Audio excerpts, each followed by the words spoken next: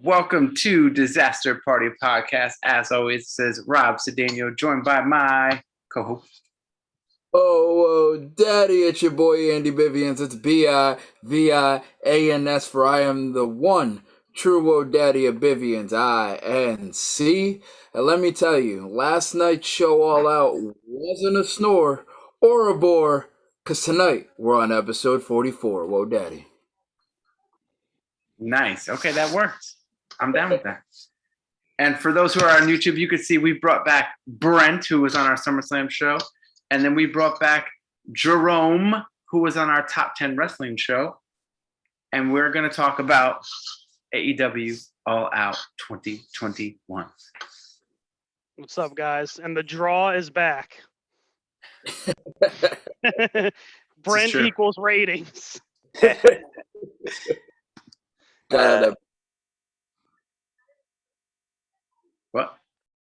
What?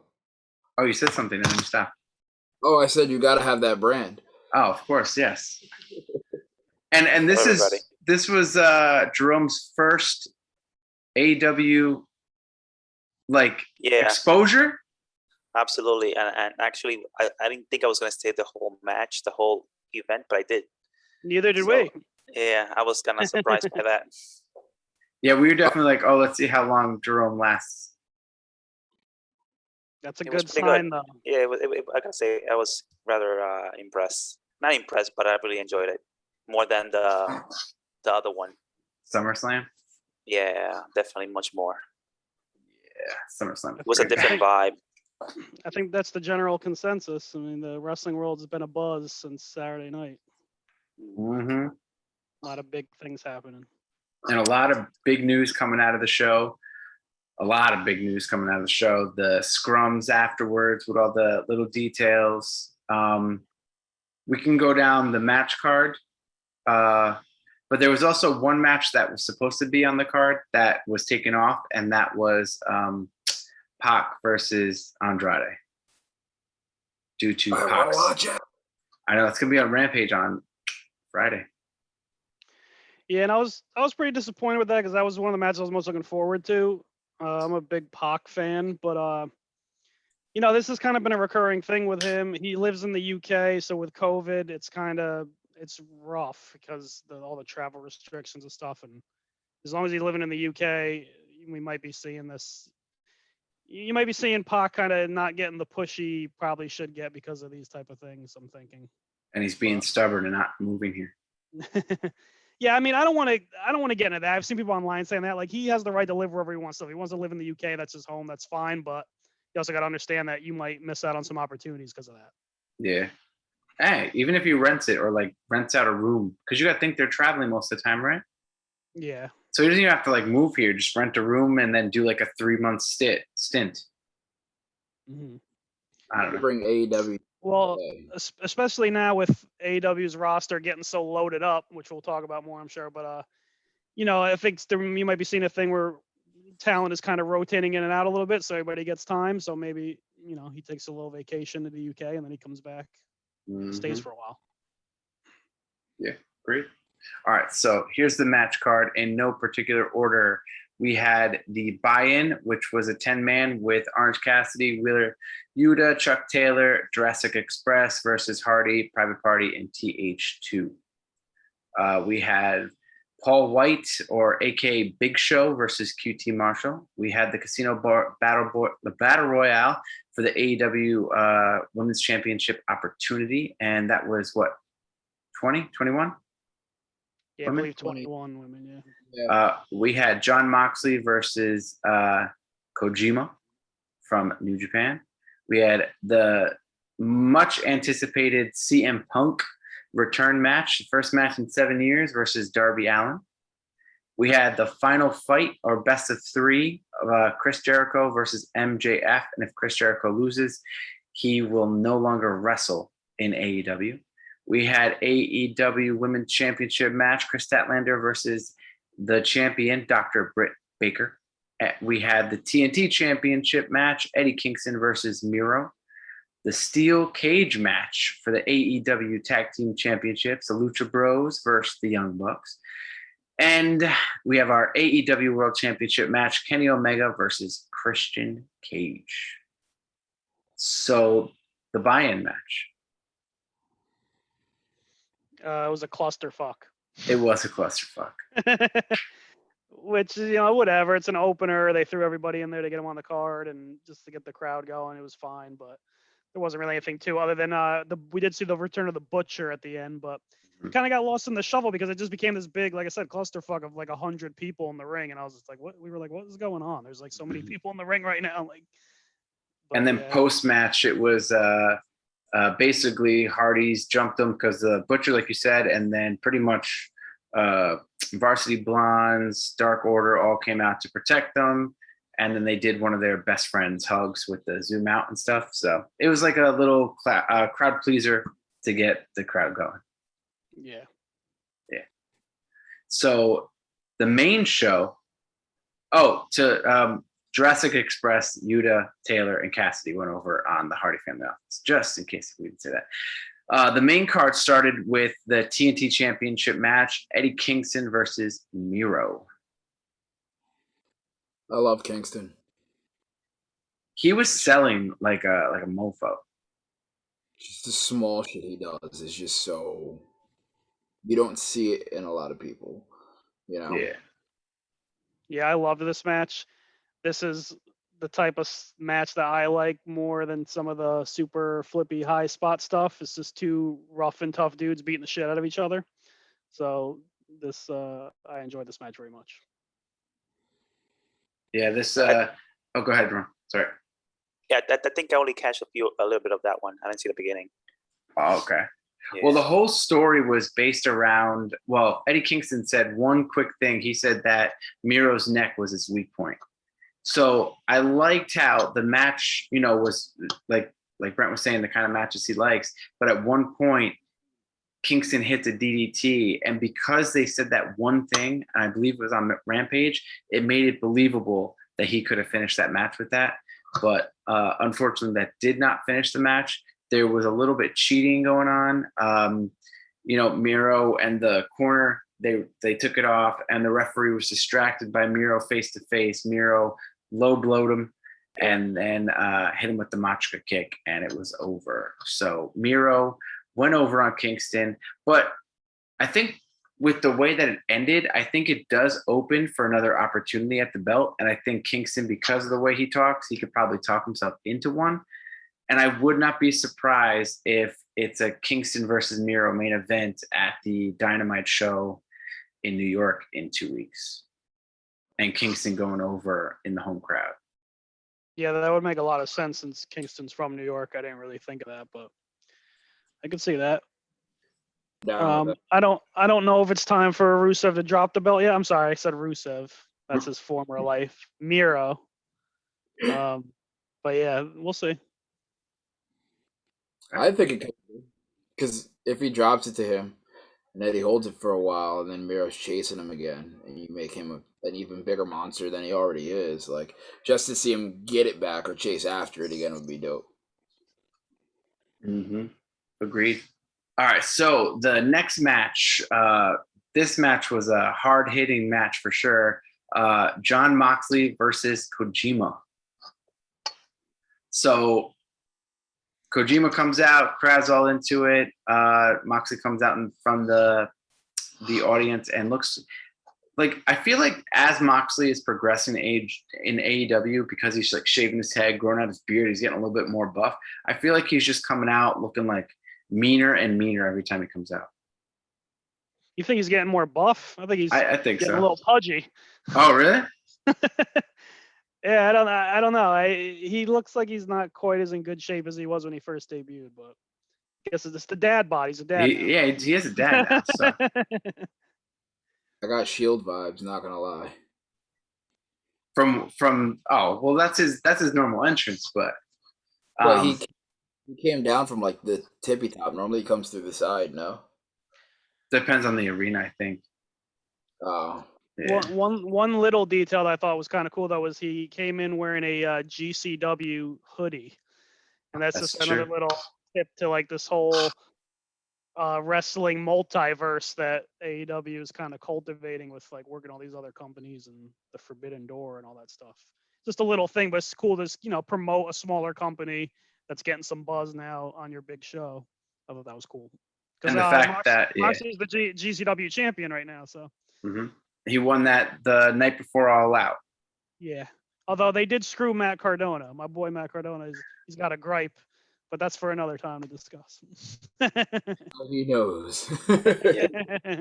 This match gave me ECW vibe. I really enjoyed it.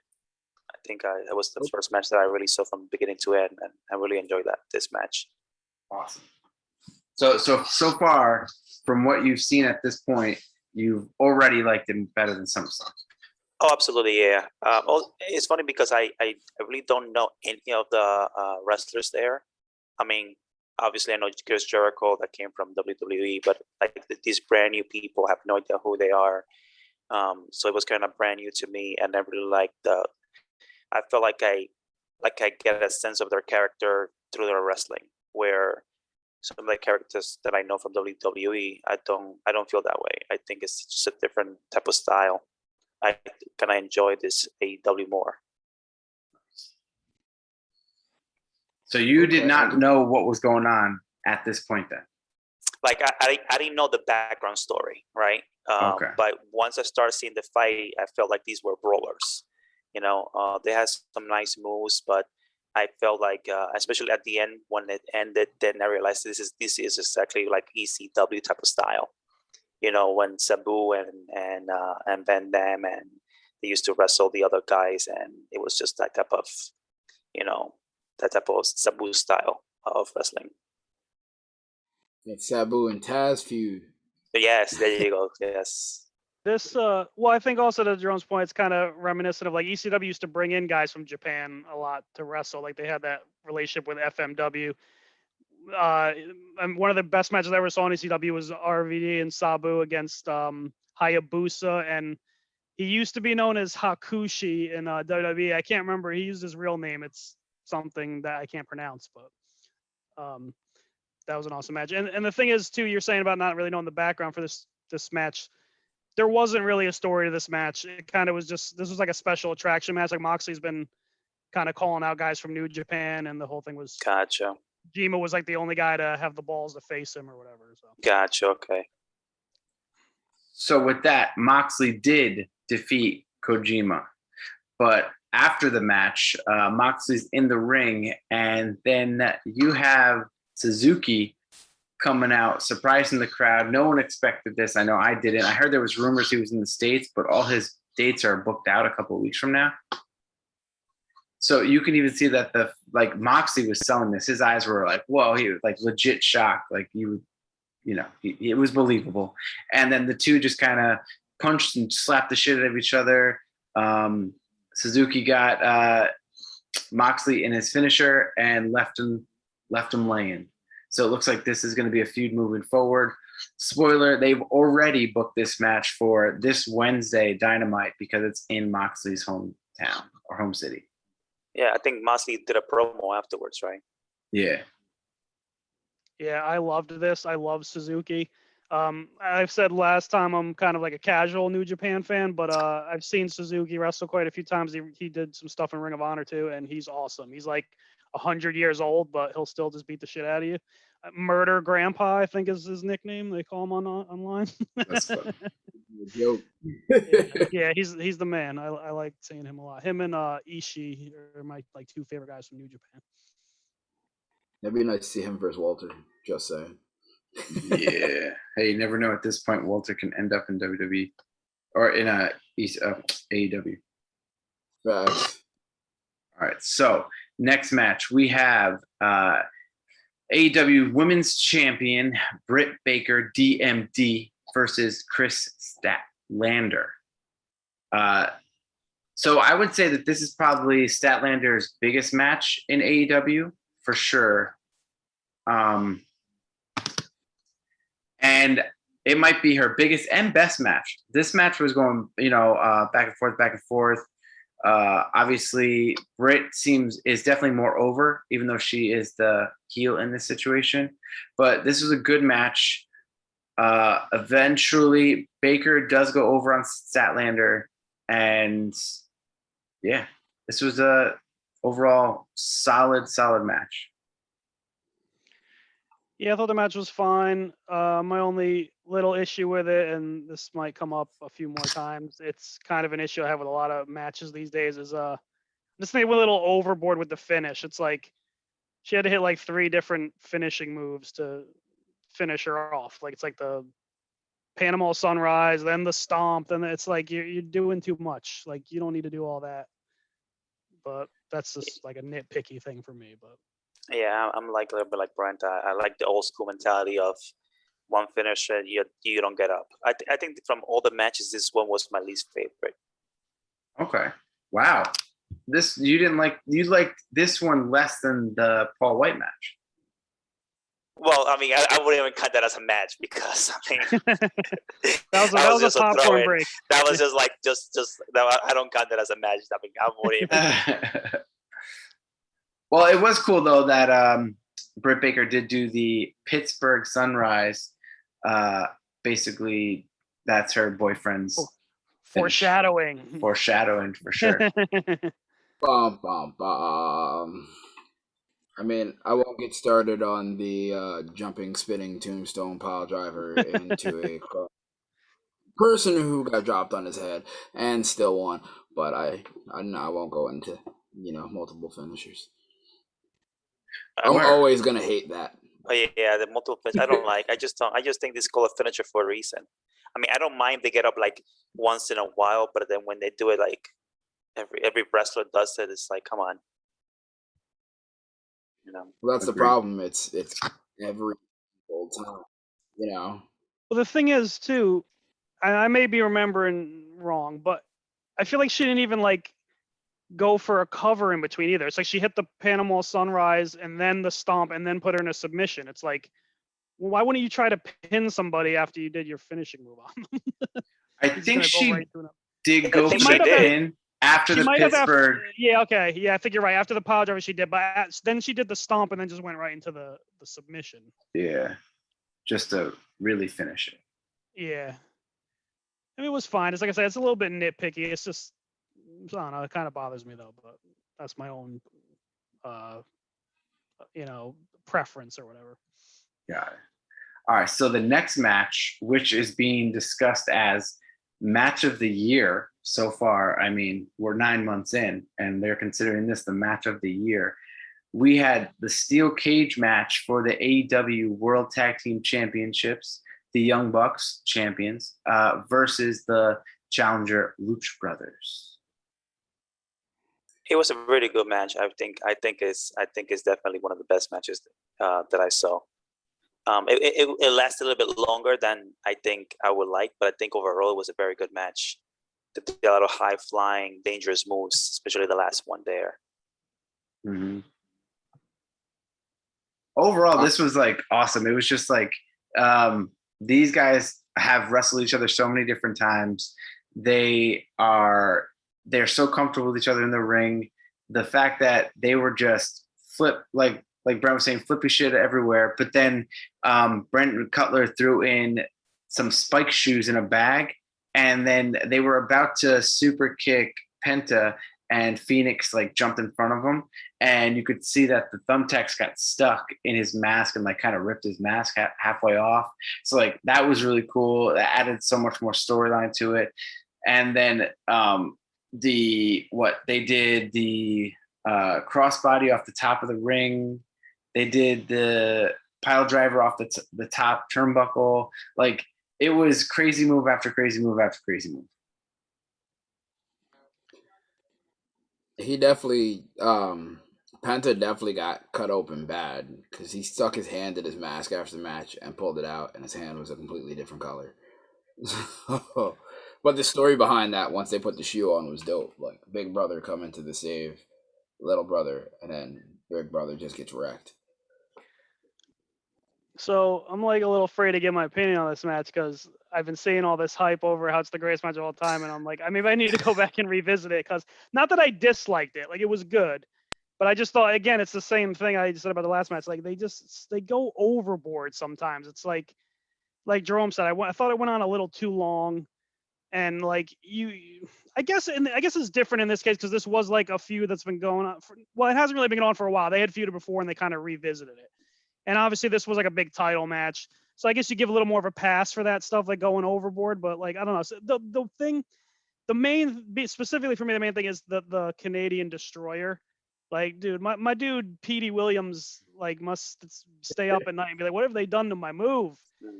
Like the first time I ever saw him do that move, back in TNA in the early days, like I remember me and Eric watching that, like our eyes popped out of our head. Like, what did he just do? Like a flipping pile driver. Eric always jokes like that's the day I knew I would never become a wrestler because I ain't taking that move. And now they treat it like an arm drag. It's like everybody in the company does it. They're doing it off the top rope to the outside of the ring on the concrete, and they're kicking out of it. It's like, dude, like that move should kill somebody. And it's just a little. Sometimes they just go a little overboard with me. But overall, I will still say like there were things in this match, like story wise, that I liked. Like Andy mentioned with like Pentagon jumping in front of his brother. I love Pentagon by the way. I'm a big Pentagon fan from back in the day. Even Lucha Underground. The first time I saw him in Lucha Underground, I was like, this guy's the man. So I'm happy they won the titles. I'm kind of over the Young Bucks. Like I could get see some other guys with the belts right now. So I was glad they won. Yeah. They've been fighting since like the first Dynamite, haven't they? The Young Bucks and Yeah, the Lucha Bros right. for the Pretty belts. much from the debut of the company when they had that party, that pool party to announce Double or Nothing, and they came out and got in the Young Bucks face. Oh, yep. So yeah, so this has been a long time coming. Kind of like yeah. I mean, realistically, there's only been 6 tag champions. Yeah, I think the tag belts have actually jumped around more than any other titles in AEW so far. Yeah, what the World Heavyweight has been. Only been 3 for that. Oh, yeah, 3. And I think only 4 for the TNT. Well, went back to Cody once. Yeah, so I'm counting him as one champion, even though he had 2 reigns. But, Got it. So. Yeah. So, yeah, there's been like 6, and then only 3 women's champions.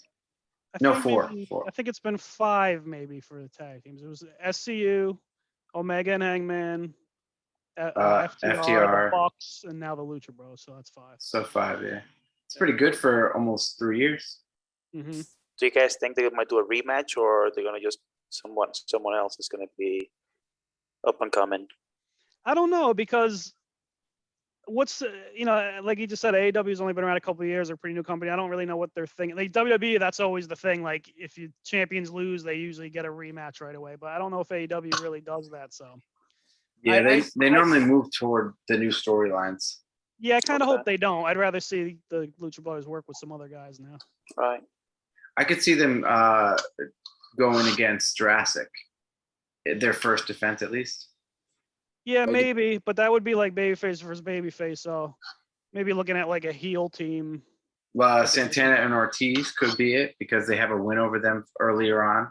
And they had a feud in Impact that was awesome. They had some really good matches, including a Full Metal Mayhem, which is like Impact's version of like a TLC match.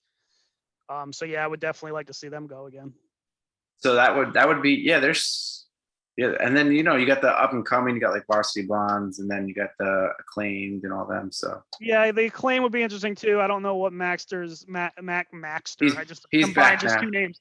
Yeah, I saw he did like a rap at the thing, but I didn't know if he was back in the ring yet or what. He has a dark match today. So, all right. Yeah, that's a good match. I think I'm going to go back and rewatch it because, again, we were all hanging out at that point, so we must have missed stuff. That could have been when I broke some glass. Who knows? So. Yeah, he was trying to have his own ECW match. Story for another day. A match that I lost, but. All right, With so a fly. the next, the Lord of the Rob Flies, did the job to the fly. Austin was coming out for a hot second. They had to fly with the stunner. That's true. It was just like that. All right, so the next match, again, I would say that was probably the best match on the card. But now the next match to follow that, which is always a difficult thing to do, is the Casino Battle Royale. So the rules are 5 people come out per You know, was it the cards, Suit the the according suits to the suit that you draw. every 3.5 minutes. And unlike the Royal Rumble, they can get thrown over any one of the ropes. If their feet hit the ground, then they are done. All right. So the first round was the clubs. It was Sheeta, Sky Blue, Emi Sakura, the Bunny, and Abaddon. Good little Abaddon. thing. Yeah, Abaddon was back. She hasn't been on Dynamite in a while. Sky Blue, the Chicago own, just recently got put into the match. And the crowd was hot for her, and she was the first eliminated. Yeah, they gave her the hometown girl for a minute. And then I feel like they could have maybe left her in there a little longer for the hometown crowd, but Yeah. at least she got an opportunity to be on the pay-per-view. That's good because she's not actually signed, right? No, not yet. And she has a match, I think, on Dark. Or I think it was today. I've seen her on Dark a couple other times, but yeah, I'm pretty sure she's not signed. So What is Dark? Is that just it's like That's- Monday Night Raw? I mean That's Monday their Night Raw. that's their YouTube show. So like they Okay. will film matches before Dynamite and then put them up on YouTube as like their own show. It's almost in a way kind of like their developmental thing. It's like they give unsigned talent a chance to have Oh, matches okay, and okay. kind of give guys a their way look. on.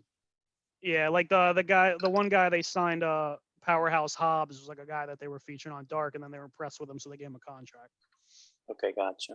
Yeah, so it's like an easy way to get people to see who you are, even if you're not. Gotcha. I think it also was a way, especially during the pandemic, was to just give guys work. Like if guys didn't have a match on Dynamite, give them a match on Dark, just so everyone can have a match.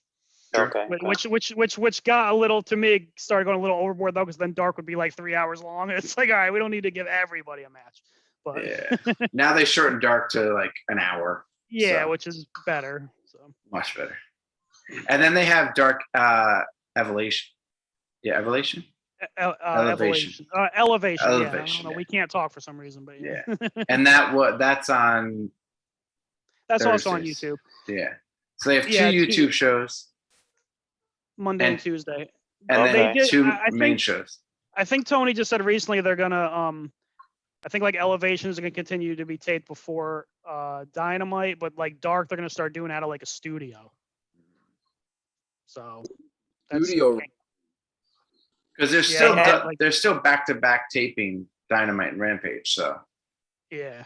Hey Andy, I don't know if it's just me, but you keep losing. Like your mic keeps losing. I keep losing your voice. We only hear like part of the word that you say. Yeah. I'm going in and out. Yeah. That was fine, but other times we can't hear like your whole word. Right. You're all right. What about now? Am I good? Yeah. This is good. That Yeah. Yeah, that's good. Yeah. or I have mixed feeling. What was that? See again? I think you lost. You guys say one more time. Oh, I said studio wrestling. Okay, gotcha. Yeah, maybe trying to take a page out of NWA's book with that. I think I have mixed feelings about this whole the match. I like the setup with the suits. I think it was just 'cause like I said, I don't know anybody from who was fighting, but I think at the ending was a little bit too obvious, of who was gonna win. I think that was a little bit. Like I said, I don't know anybody of the wrestlers, but I think the ending kind of like was too obvious. yeah, I think a lot of people knew who was going to win as soon as they came out, for sure. Right. All right, so let's. The next one was the Diamonds, and that was Anna Jay, Kiera Hogan, King Diamante, and Nyla Rose. After that, we had Thunder Rosa These are the Hearts: Thunder Rosa, Penelope Ford, Riho, Jamie Hayter, Big Swole. The next round: Spades, Ty Conti, Red Velvet, Layla Hirsch, Jay Cargill, and Rebel. Don't call me Reba. It ended up being the last three were Nyla Rose, Thunder Rosa, and the Joker, the wild card, Ruby Soho. The debuting Ruby Soho, aka Ruby Riot, comes out with a new look. FKA. What? FKA, Oh, formerly yes. known as Ruby Riot. Formerly known as. She was able to get the Rancid song that her name is based upon, so that was kind of cool. And she looked like she was about to cry. Like she looked so happy. She walked out on stage and you could see it in her face, like, I'm happy, I'm here. And like she even took that moment and like in her entrance to just stop and kind of look around and kind of just like take that wow. Then you could see like to me those moments are awesome because they're so real. You know what I mean? Like you can feel what they're feeling in that moment. And like if you try to put yourself in those shoes, it's just like, wow, I don't know how I deal. Yeah. Yeah, it was a cool moment. Big fan of Ruby. And a lot of people within the wrestling business are obviously big fans of Ruby because this got a lot of reaction. People from WWE tweeting, they're so happy. A lot of people were very upset when she got released. You know, like she obviously is a very well liked backstage. I think she's a really good wrestler. She seems like she's a locker room leader, so she's a really good pickup for AEW. Yeah.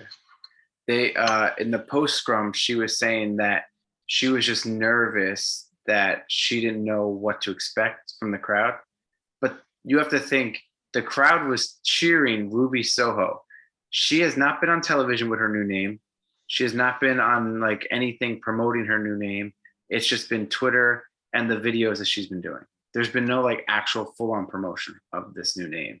And the fact that the entire crowd was cheering when that was her biggest like nervousness thing is she didn't know if people were really going to care because of the way that she was treated in WWE.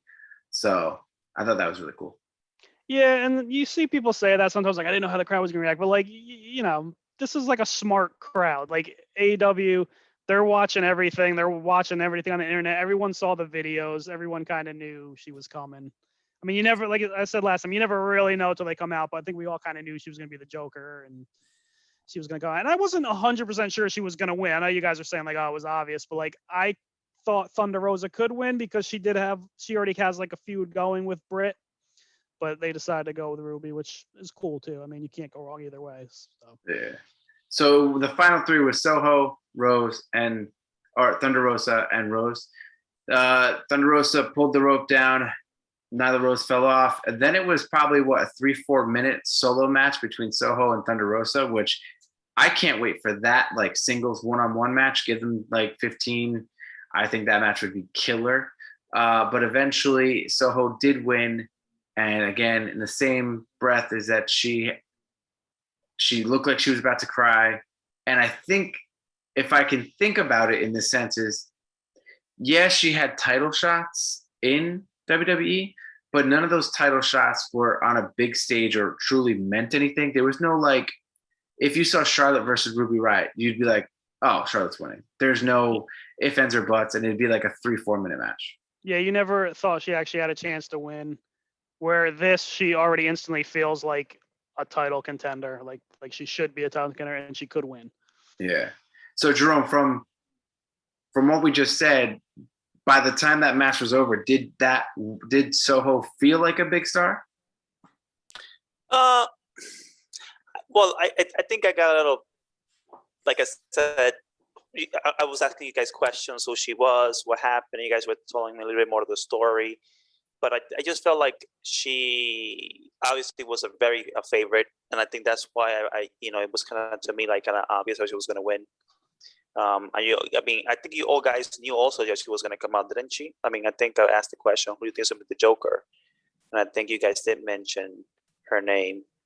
Yeah, it was kind of similar to the Punk situation and similar to some other people we might talk about later. Right. We kind of knew, we were like 95% sure based on stuff you hear on the internet, things you were saying on the internet. We kind of knew it was going to be her. So, I mean, I honestly didn't know. Like I said, I don't know none of them. So from me, I got a little vibe from you guys that she was obviously somebody, right? And to me, she was just determined to win. And I kind of don't like that feel of knowing what will happen. That's why I try to always stay away from the internet. Even when, the internet didn't exist back then, I try to stay away from anything that gives me, I like to have that I guess, make believe that it's real, even though we all know it's all scripted. Well, I think the thing is with that is like, if you would have saw based on what she did in WWE, you wouldn't think she's somebody because they didn't really treat her like somebody. Gotcha. Mhm. But she's a Okay. person that a lot of people think is talented and should have probably got more. So that's why they're excited to Gotcha. see her come to AEW. Gotcha. 'Cause they think Okay, they get okay. more opportunities there. Yeah. So she wasn't treated well in WWE. I mean, she wasn't treated terribly, but she wasn't treated to the level that maybe like her talent suggests she should be. Like Rob was saying, like she would get title shots, but you never felt like she was like a serious contender to win. And it would always be like, it would be almost like she would get 1 or 2 moves in and then she'd get squashed. Mm, But that's pretty much it. If you're not in like, but she's never, I don't think she's ever done, or maybe once, she had a title shot at a pay-per-view. I think they were all like Raws and SmackDowns. I remember she had a pay-per-view title shot against Ronda Rousey, but she got squashed in like 2 seconds. Yeah. And it's Ronda Rousey, so of course they're gonna do that unless you're like one of the big names like Charlotte or Becky. But Yeah. But the fact that she is so talented, everyone does love her, and she didn't even get like a legitimate title shot, because you got to think most of the time a title is not going to change on Raw or SmackDown on TV. right. So well, and then they they did kind of do a cool story with like her and Liv reuniting, and that was good. But then they didn't even let them get like a tag title run. Like, yeah, I mean, it kind of just didn't go anywhere. agreed. There's one more thing I want to say about the women's battle royal, and I think they'll probably realize that it's an issue. Is for every woman that was coming out, they had a camera on the woman coming out, but then they had a camera on the person that came out before them attacking, but then the camera was overlapped, so you'd either miss an entrance or miss like the first attack. They missed a lot of it. Yeah, so like Production issues are still something they need to work on overall. Yeah. Yeah. even do like a dual screen, just have the person come out and then you could at least see them both at the same time, and then during the 3.5 go back to the full screen. Yeah, you guys are very detailed. I didn't miss none of that. It went through my head. I was just enjoying the moment, I guess. All right, so the next match, sorry Andy. No, I was gonna say, you know what I was also thinking about is like her having that like small, like you guys said, like how she was portrayed in WWE and stuff like that.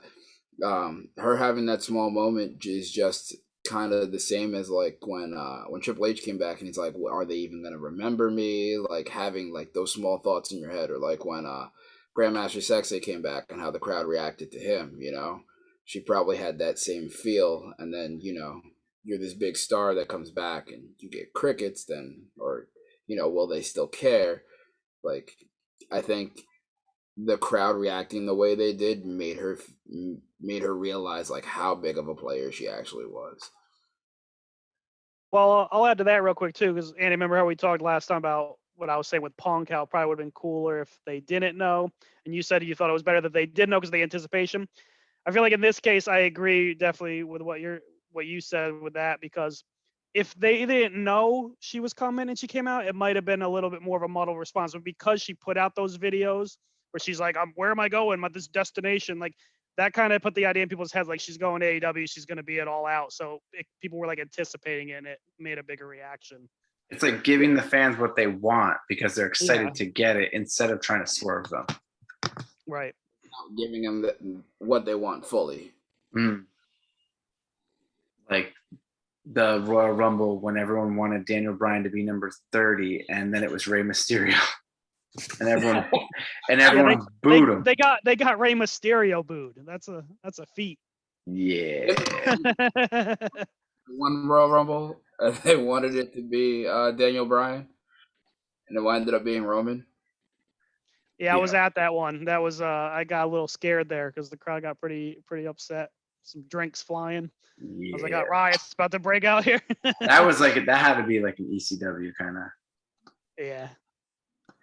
All right, so the next match we had the final fight, Chris Jericho versus MJF. So the whole story going into this was MJF has 2 wins over Jericho.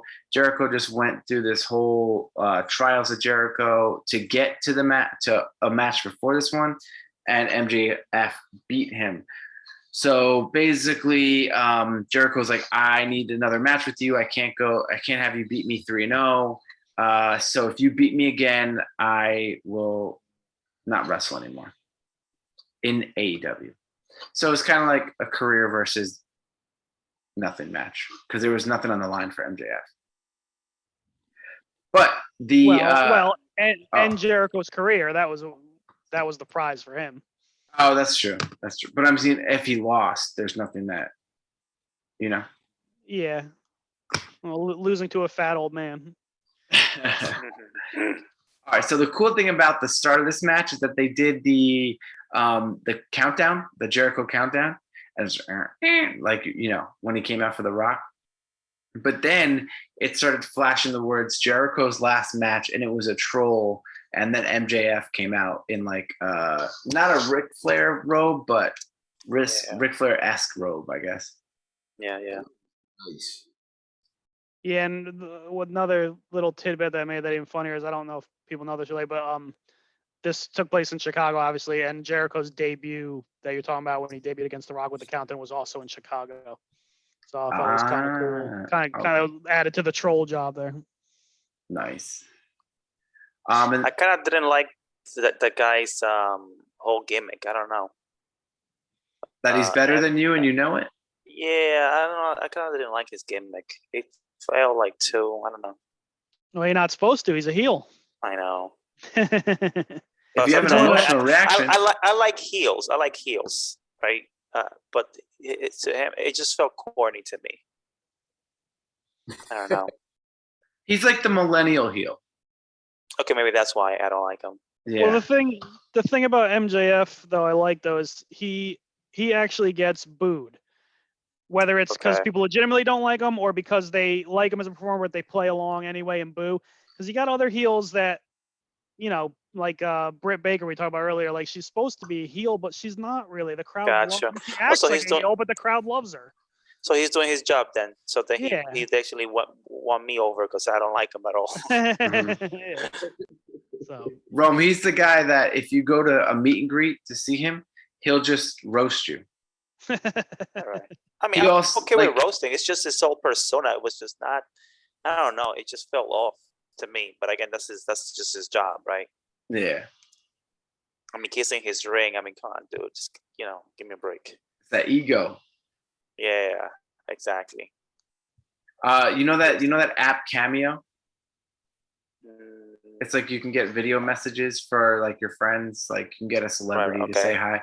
He's like ridiculous amount of money, way more than like anybody else, just because he's like, and if you were to buy it, he would just make fun of you for spending that much money.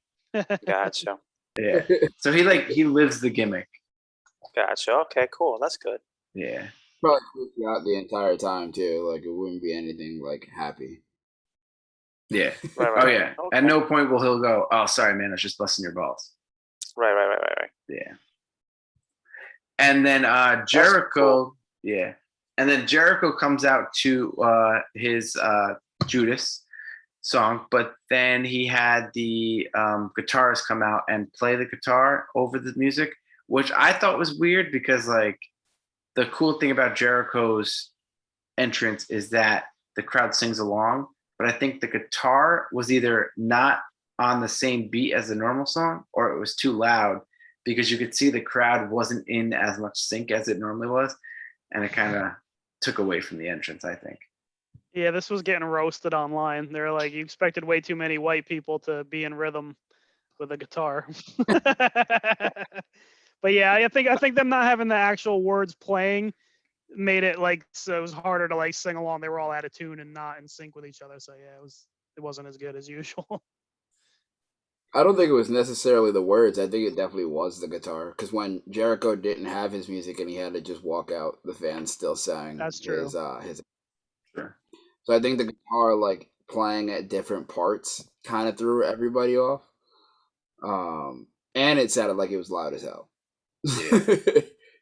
So Rome, on Jericho's trials, one of his matches is that he had to come out without any music So like we were saying that his entrance is cool because his band sings a song and the crowd sings along with it, and then they cut the music at a certain point, and then the crowd kind of finishes the song. So when he had the match that he couldn't have the music and he couldn't do the Judas finisher, the crowd just like sang the entrance from start to finish without Okay. any music. So it's cool. So one of his matches, he couldn't do his own finish. He couldn't do his finisher. He has Correct. to win with something else. Yeah. Oh wow. Every match was like against a different opponent, and there was there'd be some stipulation. Like one, he had to win with a move off the top rope. Gotcha. And, Okay. so, yeah. It was a chair match. It was. Well, actually, what it was the other guy was allowed to use a chair, but he wasn't. Oh yeah. Okay. Then it was Rude Toot Guerrero. That was when he had to win off the top rope. Then he had Wardlow. Yeah. And he had to do the death match with Nick Gage. Yeah, then death match. Death match with Nick Cage. That was pretty crazy. And then the fifth was MJF, right? Yeah. Okay. So he gets to fight another day. So then Jericho wanted another match because he couldn't accept the loss or whatever, so he put his career on the line for Gotcha. this one. So this match went back and forth. There was an avalanche Liger bomb from MJF, halted by Jericho's momentum, and then he like did a power slam into the apron. Obviously, we know that's the hardest part of the ring.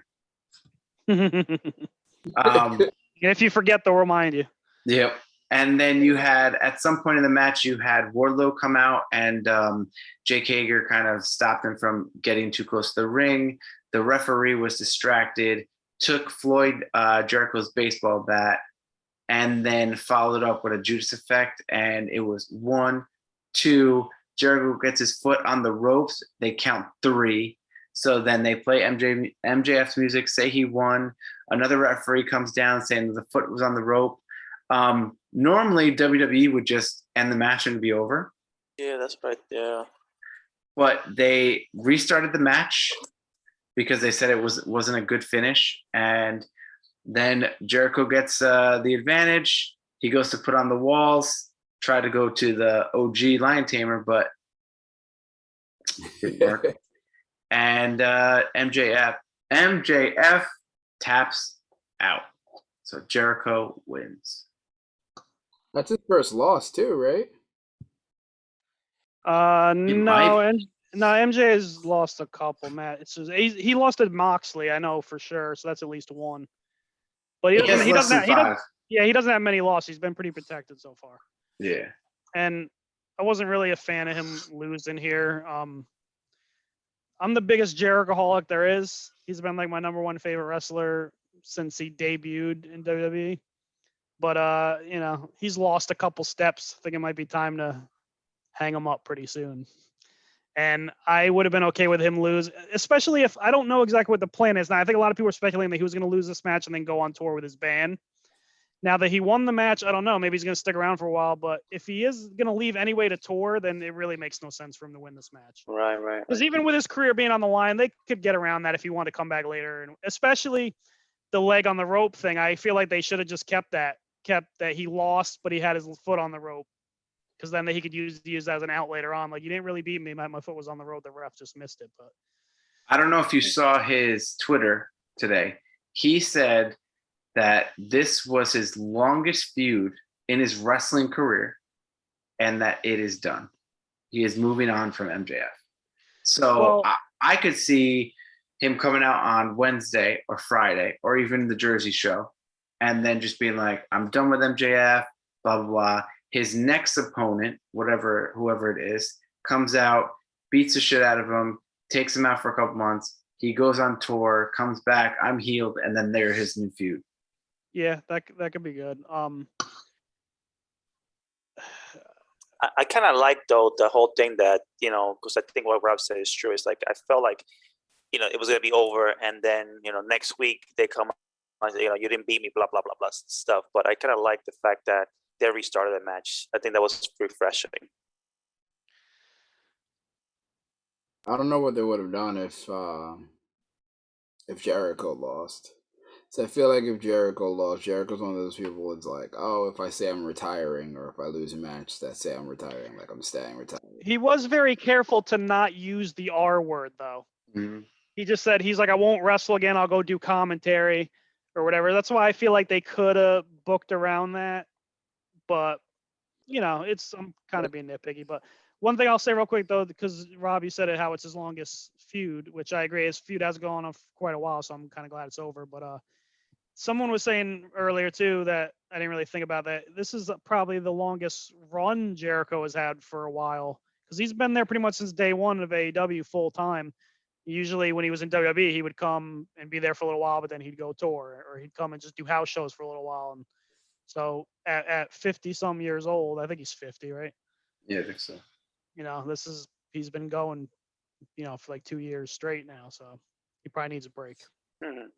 Yeah, I think I'm off TV for a while. Well, especially it- now with all these. We lost you again, Andy. Oh, I was saying I think COVID helped that too. With his band not being able to tour, he was able to kind of stay longer. Yeah, it's a good point. But I was gonna say too is with all these additions now, it's probably also a good time for him to take a break. Yeah. Good. All right. So the next match is the much anticipated CM Punk versus Darby Allin.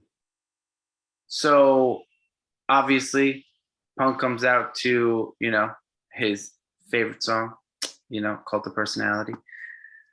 And then Darby does it's like this video of a body getting lifted from a helicopter in a body bag. He's in the helicopter and then just jumps out. And then it plays his music. He comes out with his Papa Sting. And then Papa Sting's like, you got this, dude. And then to the ring. Weird entrance. You don't like the entrance, Andy? I don't understand it. Yeah, I didn't get it either.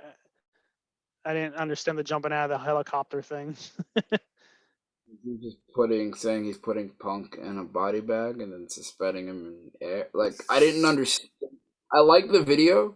I just didn't understand the meaning behind it, if that made any sense. Because then he just jumps out, and then like his other ones, like he's like driving in the car, he's being dragged, and then he gets out of the body bag, hops on the skateboard, and then he makes his entrance. So like he was brought to the arena in the car.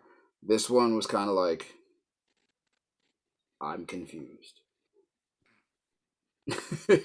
Yeah. So Punk is no longer wearing tights. Yeah, I wasn't a fan of that either. Well, he was wearing long tights, not his traditional underwear trunks. True. Oh, trunks, yes. So this match, I'd say they did kind of like a Rock Hogan thing. Kind of they touched, but it was very like they were kind of measuring each other up for a little bit. And you could tell that the crowd was like eating it up. I'm not saying it's the level of Rock and Hogan, but if you need something to compare it to. And you could see the crowd getting heated up for it. And then they just started going at it. Obviously, Punk is at least a foot taller. And he at one point he tosses Darby into the corner, but he goes in between two of the paddings and just like hits the bar and flops to the ground. And wow, that was pretty aggressive. The fact that the buckle itself didn't tear anything is impressive. Yeah. So this match basically goes back and forth. Allin almost gets caught with the GTS a couple of times, gets out. Then Darby finally gets the advantage. He goes for his coffin drop at one point, and CM Punk's on the ground. And you're like, oh, he's going to hit it. And CM Punk just sits up right before Allin hits the floor or hits the mat. And it was kind of like Brock Undertaker-esque when they both sat up and they started laughing at each other because Punk started laughing. So, so then he gets up. He basically picks up Allin, puts him into the go to sleep and pinfall. This match was about 15 minutes. The crowd was it was heavy CM Punk, but there was points it was Darby. So it was a good, obviously it's a babyface, but I don't know. I think I don't necessarily agree with Punk winning. I understand why he won, but Punk looked good for not wrestling for 7 years. And Darby looks like a star because, you know, obviously keeping up and maintaining that match with CM Punk. Yeah, I agree. I thought the match was pretty good. Maybe a little slower pace than expected, but at the same time, like you said, Punk has wrestled in 7 years, so you probably should have expected that. And he really didn't look that rusty considering he hasn't wrestled in 7 years, so it was pretty good. As far as the booking, I kind of agree with you. I think I would have had Darby go over, but I could definitely understand the thing the other way. It's Punk's first match back there in Chicago. You maybe risk Darby getting booed if he wins. Although, like you said, even in Chicago, there was some dueling chants. We heard some "Let's go Punk, Let's go Darby" stuff. So the crowd was definitely into Darby also. I just don't know about like having a guy who hasn't wrestled in 7 years come back and win against like an active young competitor. You're talking about you want to help the younger guys. And I'm not saying that, you know, you can elevate a guy even if you beat him, which I did think that happened here, but you know, it's fine. I'm not like upset the Punk won, but I maybe would have went the other way. But we'll see what happens going forward. I feel like one of these guys might be turning heel sometime down the road here. I feel like he's just going to be the uncle. CM Punk's going to be the uncle. Darby's uncle? Yeah, because Sting's his dad. Oh. Well, I mean, they shake hand at the end, and they seem to be, you know, giving each other respect. yeah, but I'm thinking it could go one of two ways. I think Punk might turn heel a little bit down the road here because this like comeback thing is awesome, but it's gonna each time he comes out, it's gonna be a little bit. You feel like the reaction is gonna be a little bit less. People are like, okay, Punk's back, okay, cool. And I feel like he might try to turn that into like a heel turn, like, oh, you people aren't appreciating me. But I could also see something with Darby, maybe like getting sick of Sting trying to act like his dad, and we could see that maybe being a heel turn for Darby. Maybe he turns on Sting and they have a feud. So I think that'd be cool. yeah, If he does that, and then Sting retires. yeah. I could see that, but I could also see because 2.0 has attacked them both. I could see them doing maybe a tag match just so Punk doesn't have to do singles matches all the time. Do a tag match and then continue the story, and then eventually get to that. But I think I'm sorry. Go ahead, Rob. No, I was just gonna say I think that's I could see how them teaming up for a couple of times, then leading into that you know he starts listening to Punk over Sting or something like that. Has Punk ever been a heel or no? Oh yeah. Oh, He okay. arguably he's better as a heel. Okay. You know, he did a lot of good heel work in Ring of Honor before he came to WWE. He's one of those guys that he's probably like I'd say he's probably equally good at both. A lot of guys I feel like are better as heels. He could probably do both just as well, but I would definitely wouldn't mind seeing a heel run from him. At some Okay. point. I actually think Punk's. Yeah, I mean, being a heel, I feel like is easier than being a babyface. It's hard to get people to cheer for you, especially in this day and age, where like people kind of look at you like you're a cornball if you're trying to be a good guy, and you end up just getting booed instead. But yeah, there's certain guys I think are really good at both, but a lot of guys I feel like it's easier to be a heel for them. Yeah. All right, next match, Andy. I know that you really want to talk about this match. Jerome, you said that this was not your least favorite match. Paul White versus QT Marshall with the Factory. Jerome, you want to explain it since you were like it's a 3-minute nothing? Choke slam, the end. Pretty much. Yeah, there's not much to say about this match. I mean, no disrespect to Paul White, he's a legend, but this was a piss break match. And the only thing I'll say about this match is it was very smartly placed on the card. Because you might think like, oh, why is this like the semi-main event? But it's because people needed to calm down after the Punk match before the main event, compose themselves. So this was a good place to put this match. The other thing I'll say too, though, is what was the point of the whole Billy Gunn turning on Big Show thing on Dynamite? They didn't address that at all here. Not yet. acting like it didn't happen, so that was kind of weird. They got the build. But Yeah, it could have been. That could have like literally just been like a dark match, like a AEW dark match. Like it didn't. The story wasn't really great. Honestly, Big Show was in better shape at one point. I know he just had surgery. You could definitely see his limitations. I hope this is not a regular thing, but I could see with the Billy Gunn thing that it might become another little feud. yeah, remember when Big Show had abs a couple years ago? Yeah. Yep. And yeah, QT again, he's a good talker. His group we can't really take serious yet. They got jobbed out, and one of Andy's favorite people. But yeah, it wasn't much. Yeah, I couldn't care less about QT Marshall and his group. There's nothing going there for me. Like, But why is the Big Show coming back? I mean, I don't know. I just feel like also all wrestlers coming back to fight to wrestle again is to me. It's like this is a young man sport. Let them young men, become stars. I don't know why. I just don't like. How old is he now?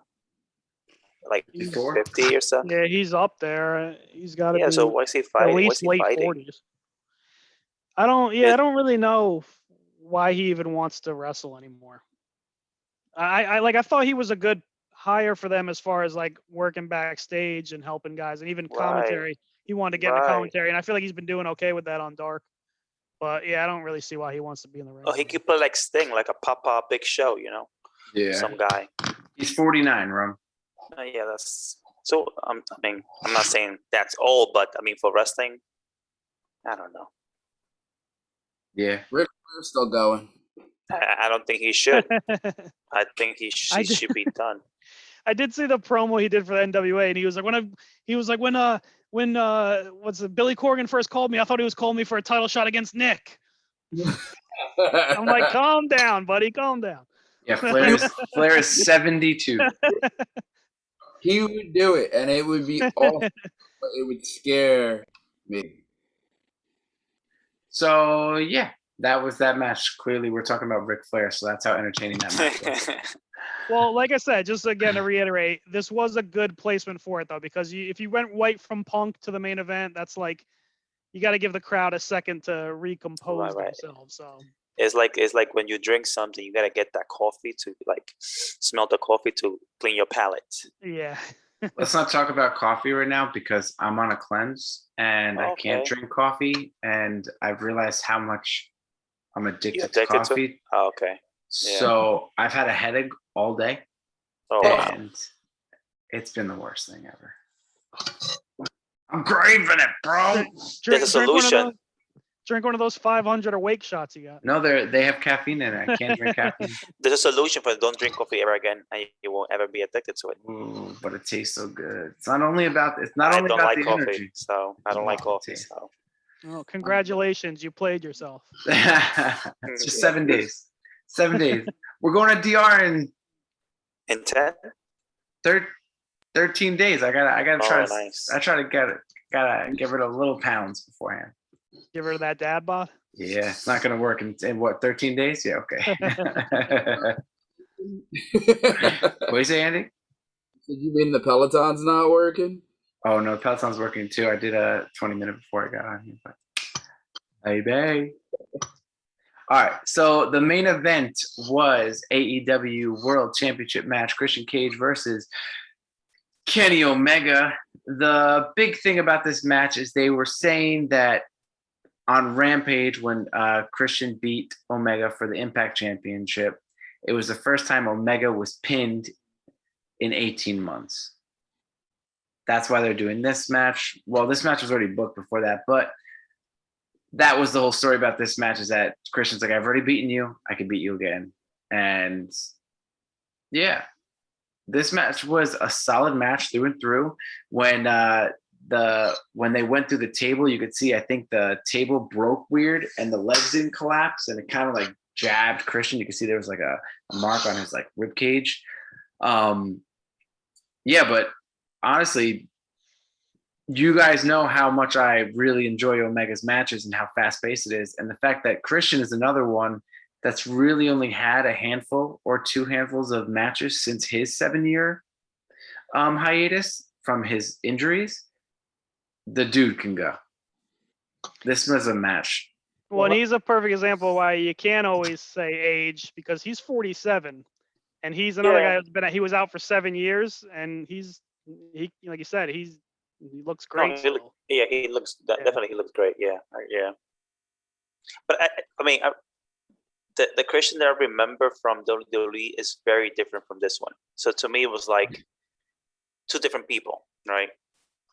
Where the Big Show is still the Big Show. You know what I mean? So Yeah. I really like Remember this match. This match was really good. So you buying into the Omega hype then, No, Jerome? no,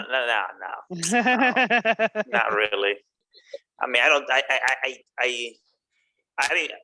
I mean, the promo that he was cutting, I don't think it was like, oh my god. I think it was subpar, to be honest. But okay. Well, that was supposed to set things up. Well, that's Okay. that's the knock on Omega for most people. Most people acknowledge that he's very good in the ring, but the character work, it's like hit or miss. Some people like I find him super fucking annoying. And I know that's kind of he's a heel, so he's kind of supposed to be, but it's like it's not in like a heel way like with like MJF. It's more just like dude, stop talking. Like, oh, so you haven't seen Being the Elite yet? I didn't watch this week's episode yet. I heard they brought a certain someone. Oh, we'll talk about that. Well, I'll spoil like because of Kenny Omega, his annoyance, as you were saying, is there's something that you will probably be very annoyed by. All right.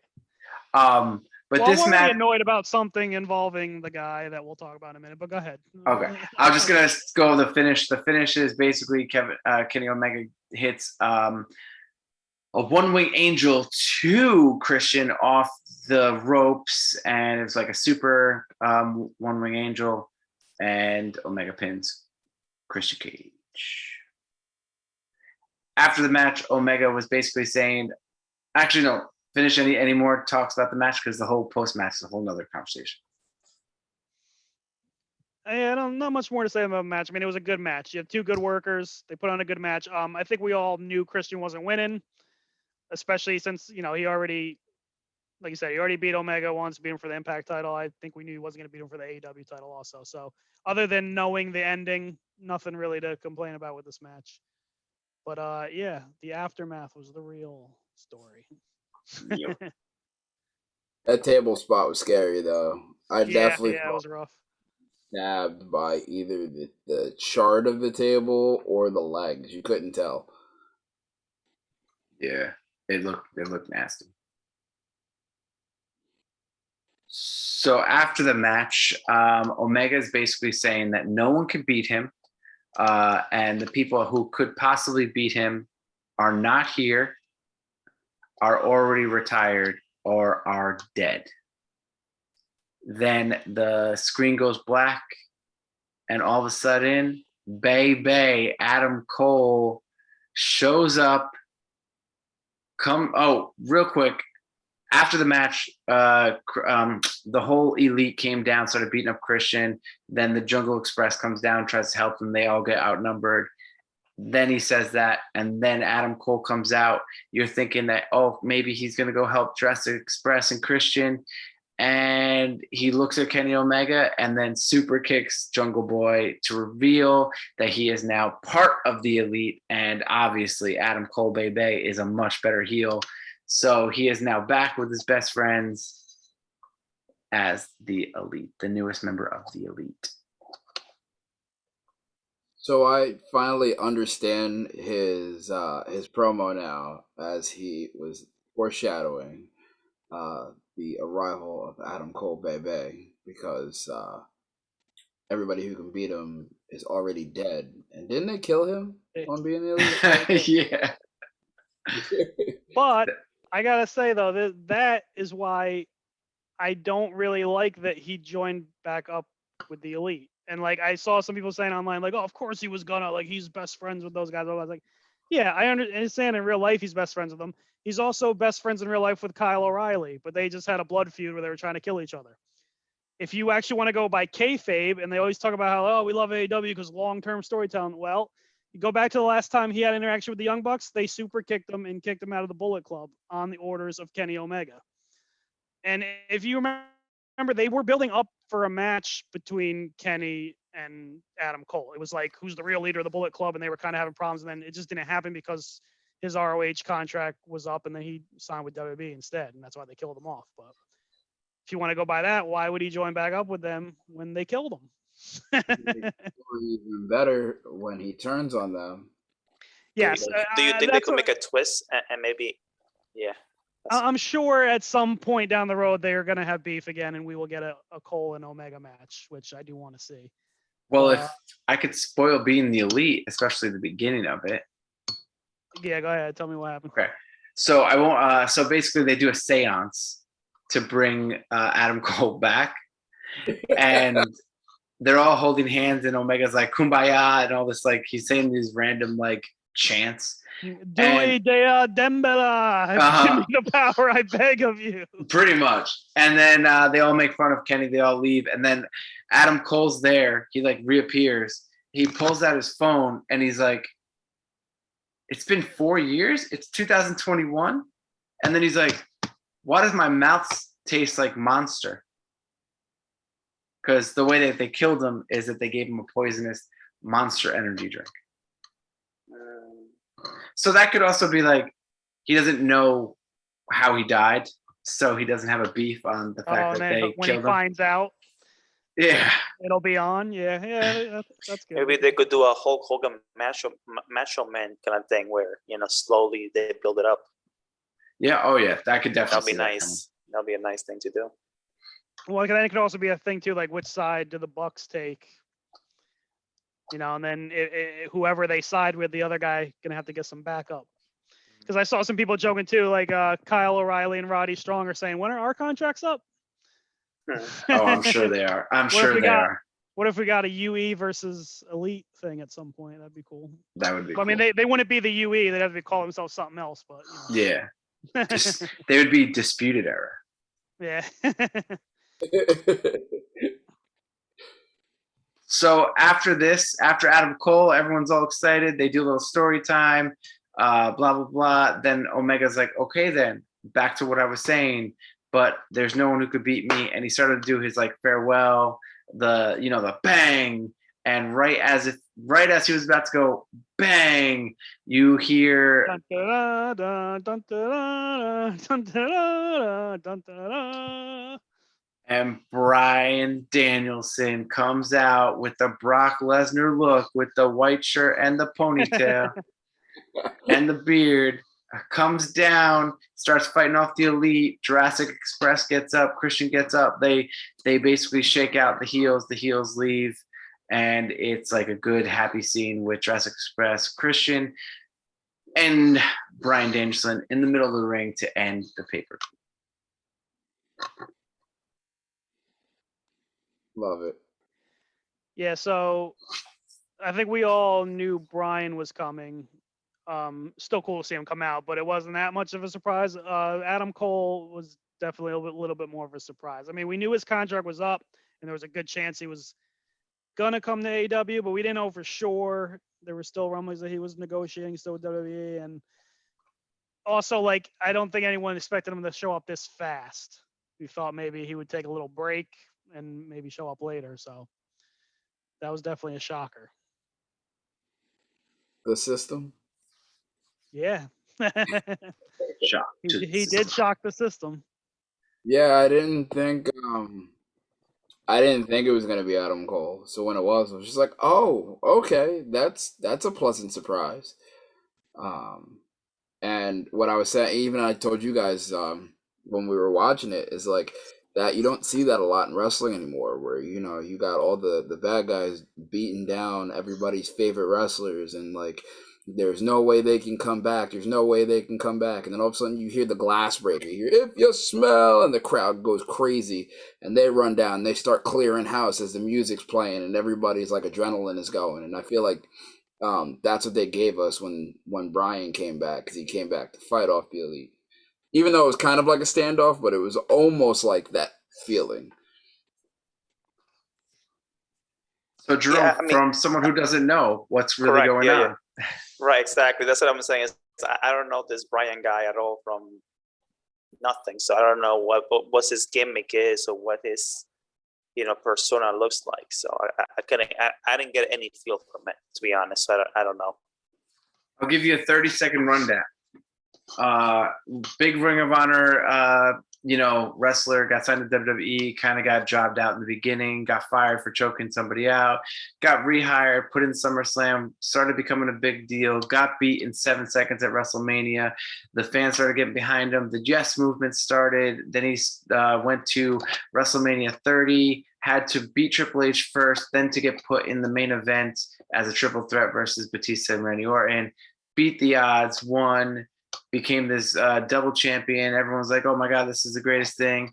Then he had to retire because of injury, came back after 3 years, and then never really put back into prime position. But his last match was loser leaves town or retirement match. That last part's not really true. He got another run with the title after. Oh, you're right. He You're was right. the heel champion For Kofi.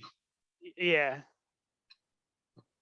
And then he also main evented this year's WrestleMania in a triple threat. But then his last match was on SmackDown. It was like a loser leave town against Roman Reigns. That was about 2-3 months ago. Okay, so it was known that he was going to come back to. We just didn't know to which organization. Yeah. Yep. Okay. So overall thoughts of the pay-per-view, and then we can go into like some of the news that's happened afterwards. So yeah, really good show overall. Obviously the matches are good, but obviously like the aftermath of the end was what really has everybody buzzing. I feel like losing Adam Cole is a pretty bad blow for WWE, especially Cole. I mean, Bryan and Punk is one thing, but at least with them you can say like, well, those are guys that are kind of in the twilight of their career. They're closer to the end of it than the beginning. But Adam Cole is in his prime right now. So He's 32 years old. Yeah, and he's a guy that a lot of people tabbed as like that he can be a big star, the next Shawn Michaels and all this. And I read something today that said a couple of things. One, it said that WWE, there's no beef. Like they thought the way he handled his exit was really good, but they don't look at him as like a big loss. I'm like, well, you need to look again because I think he is. And I read that the when he had that meeting, his Bruce Pritchard's pitch to him was to be a heel manager. Mm-hmm. Like, well, you're only good at talking, so to be a heel manager. It's like, dude, what the fuck are you watching? Like, I understand they have this obsession where everybody has to be 300 pounds and jacked, but like, there's always exceptions to that. Like, some of the biggest stars, I just said Shawn Michaels, Bret Hart, these guys weren't huge guys. Mysterio. Yeah, Eddie Guerrero, like all of them. Right. It's like, how many times is this going to happen when you still go back to this mindset that everyone has to be huge? And like the fact, also other little things like, the Twitch channel, everyone is saying was like a really big deal for Adam Cole. It's not negotiable. If you don't give me the Twitch channel, I'm going to leave. And it's like, why does that matter? Like, let guys have their Twitch. You're going to lose stars over Twitch. Like, and then even with Bryan, I think the same thing. I think a big thing with him was he wanted to do these matches in Japan. And I feel like he probably would have resigned with WWE if they said, okay, we'll let you take some dates in Japan, but they don't want to budge at all on any of this stuff. Mm-hmm. And now the wrestlers with AEW, they have leverage. You don't want to give me what I want, I'll go over there because they'll give me what I want. So they need to start making some changes, if they want to. I almost said if they want to compete. I mean, I don't want to jump the gun like some of these people are like, hey, WWE's finished. It's like, all right, let's pump the brakes on that. Like, they're buried. Yeah, they're still WWE. Like, and it's gonna, AEW's still got a lot of work to do if they're gonna try to like overtake them as the number one company. But as far as like goodwill with the fans and stuff right now, they're definitely ahead of the game. And the pay-per-view overall, though, would you say this is their best pay-per-view? Yeah, I think so. I think it'd be hard to argue. So I think from my perspective was definitely better than whatever WWE WrestleMania was that one that I saw. SummerSlam. Oh, SummerSlam, yeah, SummerSlam. I think it was definitely much better. It gave me like the old school wrestling. It gave me that old school type of style of wrestling that you enjoy. It was always fast paced. It was like no gimmick of nonsense. I just felt different. I also liked that announcer was back. Ross was back. So I think overall, I liked it. I enjoyed it. I don't mind seeing it one more time, seeing another AEW event. WWE, I don't think I care for as much. Did the pay-per-view make you want to watch the weekly show? Yes and no. The only thing is, I know it takes time, and that's why I think I'd rather just hear it from you guys. get the gist. Well, another thing I'll say like about AEW and like Impact can fall in this category too is they are doing pay-per-views. They only do like 4 a year, so they feel special when a pay-per-view comes. It actually Right. feels like a big deal. With WWE, it's one every month. It just starts to feel like extra episodes of Raw. Like they don't feel big or special. Right. I mean the big ones still do WrestleMania and SummerSlam stuff, but like all these other extra ones, like they're like whatever. It's just like it's like oversaturation. Yeah. There was a lot of big blow-offs here in this pay-per-view, especially with like the tag champs and feud with Christian and Kenny Omega. No, I liked it overall. I thought it was really good.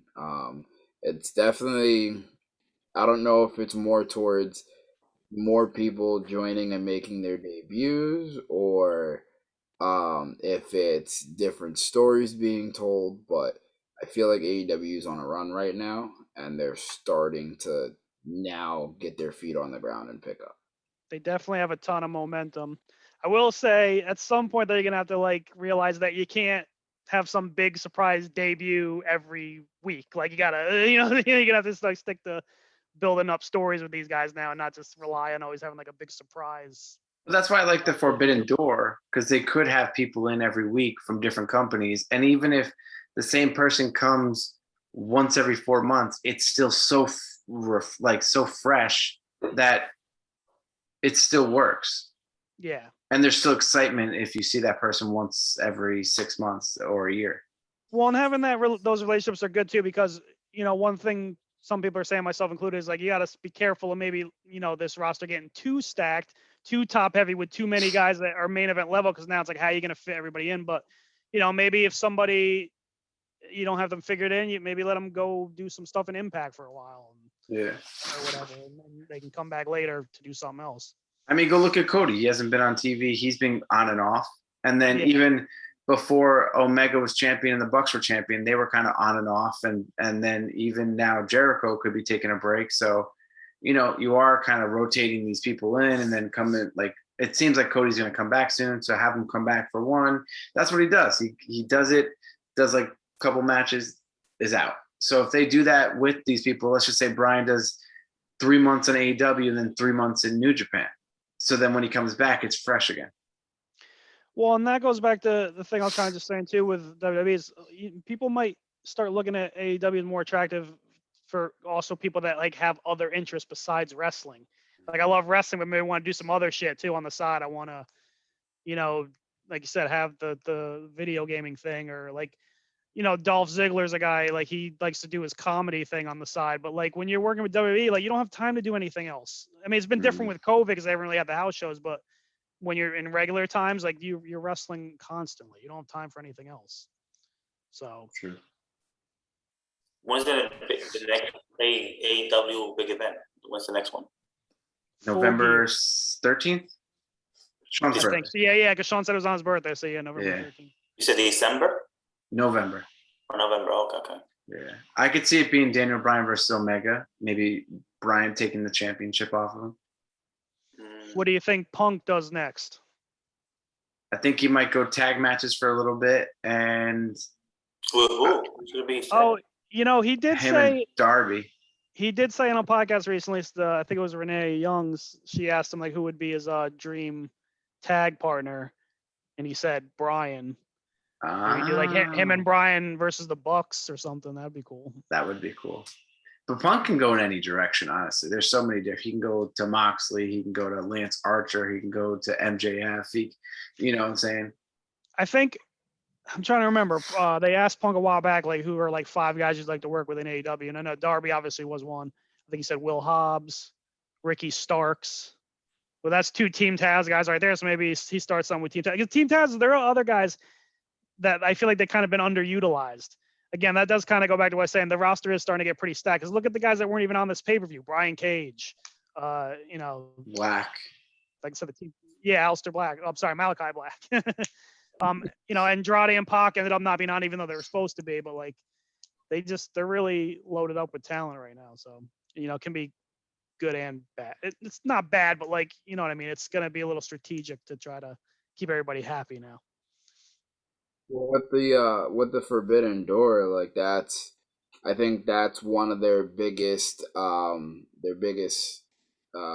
positives is that they can have guys go out and work other shows and work other places under the quote unquote AEW umbrella, but still building their personal brand in a different company with a different crowd and different eyes on you, so they can kind of like branch people out here. So even though you don't see them on like Dynamite or Evolution, you might see them wrestle on Impact for a couple months, and then they switch up. They come back as like maybe Impact champion. Now they're defending that belt on AEW, like Dynamite, and just kind of rotating guys like that.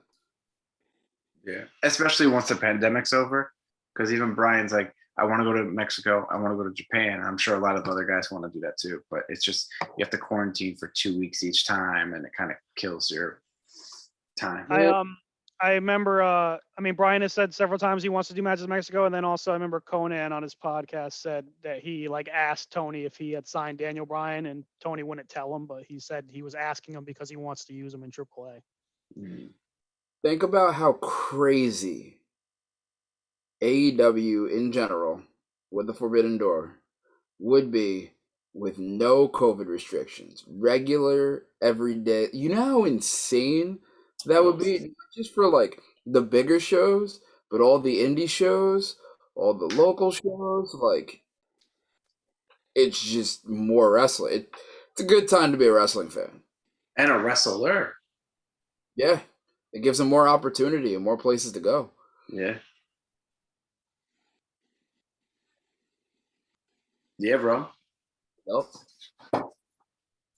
So what do you think? It definitely has a lot of different directions it can go into. I'm not really sure if you understood what we were saying, but I'm trying to figure out the Forbidden Door. What's the Forbidden Door? I'm trying to figure that one out. It's basically like for a long time, companies didn't want to like work together and share talent. I mean, you had some situations that did, like Ring of Honor and New Japan had like a talent sharing thing, but WWE was always like, if you're signed to WWE, you can't wrestle anywhere else ever. You're with us, and that's it. But now, like Tony Khan, he's the owner of AEW. He's like, he's been a lot more open. Like he's letting his guys go wrestle in Impact Wrestling and letting Impact guys come and wrestle over there, and they got a relationship with AAA, which is a Mexican promotion. Gotcha. And New Japan, you saw the guy Kojima who wrestled John Moxley. He's in New Japan. They brought him over, so it's just cool because it opens up a lot of possibilities. You never know who's going to show up where. Right. That just keeps it exciting. To do that. It's kind of stupid because when you open the door for anyone to come in, you're creating I guess popularity in both sides, both the star and the organization. It's just silly not to do it. It just doesn't make any sense. Yeah. I mean, Kenny Omega was the TNA or the Impact champion for what, like 4 months, 5 months, and he was on Impact TV. So the AEW champion was on AEW and Impact TV, and that's what I think brought a lot of the popularity back to Impact, even if it was short-lived. Yeah, and he's got the AAA title too. Yeah, so he goes down to do like the AAA pay-per-views, and what do you think? Kenny Omega, AEW champion, former NWGP champion, is going to be on this card. Boom, more people are going to buy it. Yeah, it's just gonna bring more eyes, like people who might not even knew about Mexican wrestling. Now they're gonna may check out AAA. That makes sense. Just because he's gonna be there, that's it. Just one person. That makes a lot of sense to me. I don't know why WWE is just they don't get because it. Because WWE is the draw. That's true. They don't want no stars. They just want you to watch WWE no matter what. Mm-hmm. Yep. All right, so we could talk about the scrums real quick, and then we can call it. We've been going for a little bit long, but So some of the news things that came from the scrums, CM Punk had a great time. He said he had a lot of fun. Adam Cole said it was an easy choice for him to choose AEW over WWE because his girlfriend's there. He was backstage for a couple of times she was wrestling before he was signed, and he said he just loved the vibe and everything like that. And he said that he had a great 4 years, has no hard feelings. WWE was his dream, but no longer. So that kind of shows like that was his childhood dream, and he chose AEW over his childhood dream. Yeah, he did mention that he had that many events and it went well and everything, but like I think he kind of said it without saying it. Like he kind of he just felt like he wasn't gonna get the push that he thinks he deserves on the main roster. I mean, NXT treated him great. He was booked very well there, but he just didn't think he was gonna get that same type of treatment on the main roster. You could tell. So, and he's probably right. And Tony Khan said that when AEW and NXT were going head to head, that he was most fearful of Adam Cole, and he was watching him the closest because he thought that he was going to be the competition. And he gave credit to Adam Cole that the 1 week that NXT beat AEW in the demo was because of Adam Cole. I thought it was the Sasha and Io match was the time they beat. Well, it was the Rhea Lashley match. Okay. Yeah, but selective, I guess. So then the Daniel Bryan one, he basically said he thought Vince McMahon was overprotective. It was a harder decision. He wanted more freedom. He doesn't think Brie Bella is ever going to come over. And he basically said that CM Punk wants to help the young guys. He's here to kick their fucking heads in. Those are the words he said. So he basically was just saying he wanted to wrestle and that he feels that this is wrestling and WWE is like more entertainment. Yes. Yeah. One thing he did say though that caught my interest, and this kind of goes against what I was just saying about WWE, but he did say that they were like gonna make exceptions for him to let him work other places. So I'm curious what happened there. I don't know if How true was that then? I mean, if it fell. There were those rumblings that WWE was in talks with New Japan. So they might have been trying to hook something up for him, and maybe it just fell through or whatever. I don't know. But I think Vince needs to get reworked because I think, like I said, when I saw SummerSlam, it just didn't feel. It just felt like whatever, you know. Yeah. I don't know. It just felt like whatever. I mean, I left. I didn't even see that the last match. You didn't miss much. Well, the last two matches were good. With Goldberg? No, the Cena Roman match was pretty good. Oh, okay. Yeah. They're bringing back Cena and Goldberg. Those people who are like people like him already. And who's the brand new star? Who's like a real what's the up and coming stars right now? Well, that's the thing. That's the thing. You got to build up some new guys because eventually, guys like Goldberg and Cena aren't going to be able to wrestle anymore. Like, I mean, they can't wrestle right now, but and it's not even like, I mean, look, it's cool to see Cena when he comes back and stuff, but like, eventually, he's not going to come back anymore, and like, you got to build up the next generation. Yeah, I love The Rock. I don't want to see The Rock. I love Stone Cold. I don't want to see Stone Cold. Would I be happy? Sure, but I don't want to see them. I'd rather see brand new people. You know, new gimmicks, new characters, new stuff. Not the old people coming back. I mean, come on. I just think it's a waste of spot. It's a spot that you're taking away from somebody else. I'm sorry, Andy, go ahead. No, I'm saying if that glass broke again, I'd be happy. Yeah, but come on. Not if he came out and like stunned Roman Reigns and pinned him though. Like, you know, well, I don't know. Some people probably would like that, but like I'd be like, but dude, it's like I get it because it's Austin and stuff, but like if he's like, okay, 60-year-old man with a broken neck and he beats the top guy, like it doesn't. Yeah, I don't know. It's, to me, wrestling is like it's like a whole It's like a big organism, right? What does it do to the larger perspective, larger view, right? When you bring in an old guy, you're just keeping things the way they were, and one day they're gonna die, and what then? You're trying to build, a new guy, and it's too late now. Nobody cares. Because they're gonna be feel rushed. Oh my God! Now you making Roman Reigns, like I think I heard, when Roman Reigns came out, they were trying to push him from the beginning, and nobody liked them because they were being probably rushed because they had no guys to do it. So he's just gonna feel that way, Yeah, they definitely did rush him, and it's funny because like now you see what Roman's doing now, and now everyone's into it because he's a heel and he's doing what he wants to do.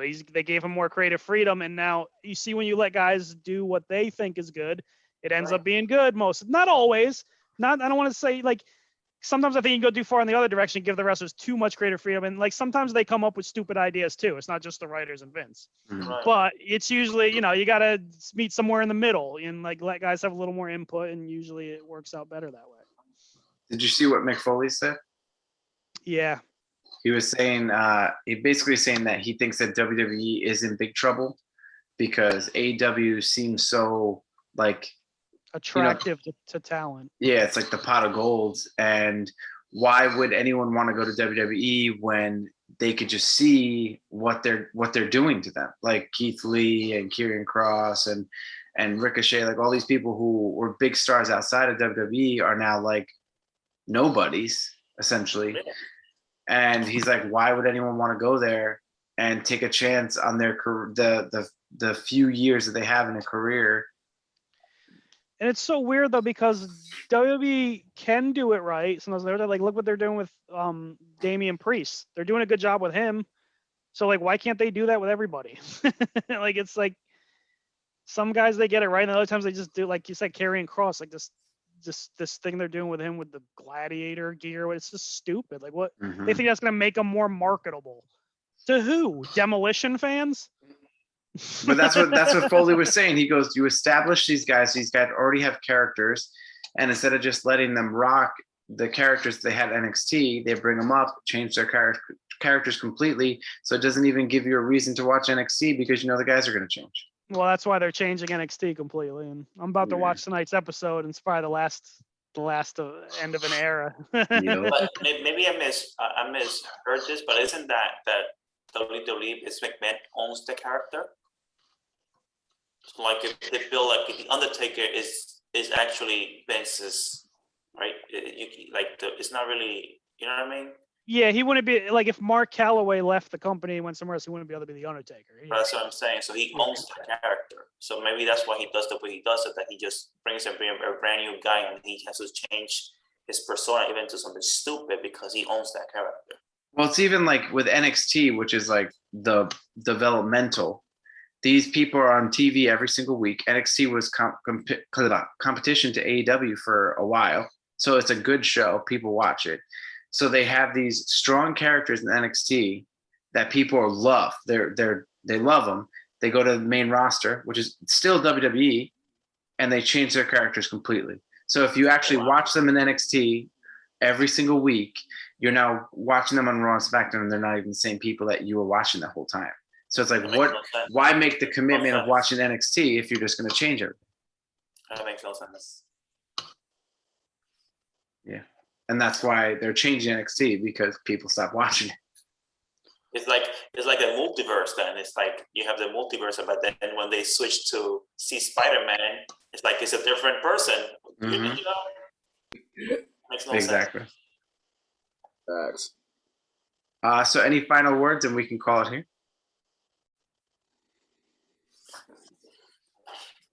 I can't wait for November. I want to see the next one. Nice.